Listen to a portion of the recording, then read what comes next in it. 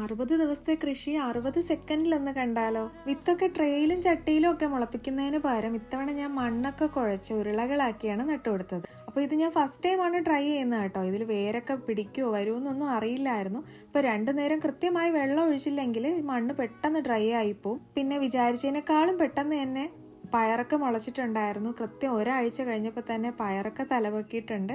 2 ആഴ്ച കഴിഞ്ഞപ്പോൾ ബാക്കിയുള്ള വിത്തുകളും മുളച്ചു. എല്ലാം ഒന്നും കിട്ടിയില്ലെങ്കിലും വിചാരിച്ചതിനേക്കാളും കൂടുതൽ ജെർമിനേറ്റ് ആയിട്ടുണ്ടായിരുന്നു.